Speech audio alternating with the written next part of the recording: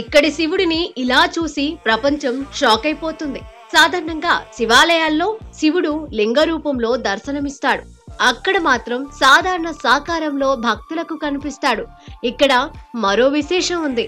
పూర్తి సాకారంలో విగ్రహ రూపంలో కనిపించే హరహరుడు తలకిందులుగా అంటే శీర్షాసన రూపంలో భక్తులకు కనిపిస్తాడు.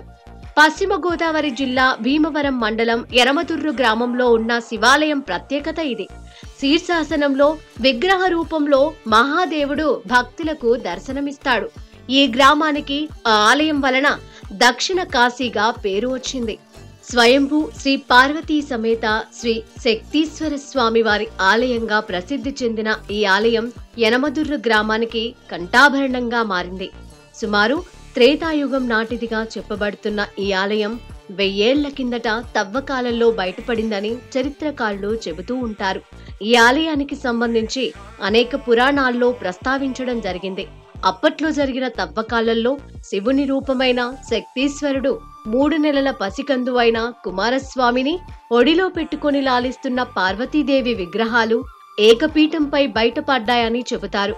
అంటే స్వామి తన కుటుంబంతో సహా ఒకే పీఠంపై ఉన్న ఆలయం ఇది. శివునికి గల సహస్రనామాలలో ఈ శక్తీశ్వర నామము ఒకటి కావడం విశేషం. సాధారణంగా ఎక్కడైనా శివాలయ విశేషాలు బయటపడినా అక్కడ శివుడు లింగ రూపంలోనే సాక్షాత్కరిస్తూ ఉంటాడు, లేదా సాధారణంగా కాళ్లపై నిలబడి ఉంటుంది. కానీ ఇక్కడ శివుడు శీర్షాసన భంగిమలో తలక్రిందులుగా తపస్సు ఆచరిస్తున్న రూపంలో ఉంటాడు.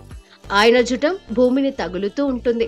ఆ పైన ముఖం, కంఠం, ఉదరం, ఆ పైన కంటి భాగం, మోకాలు, ఆఖరుగా ఆకాశం వైపు చూస్తున్న పాదాలు ఉంటాయి. అలా శీర్షాసన రూపంలో ఉన్న శంకరుడిని దర్శించుకోవడం మహద్భాగ్యంగా భావిస్తారు.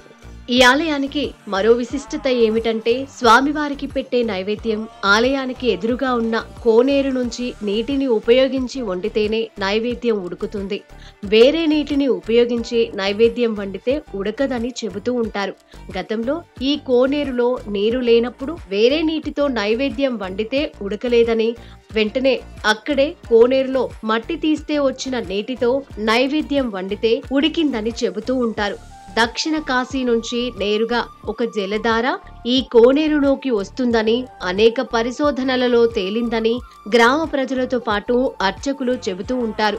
మహాశివరాత్రి పర్వదినం సందర్భంగా భక్తుల తాకిడి ఎక్కువగా ఉంటుంది.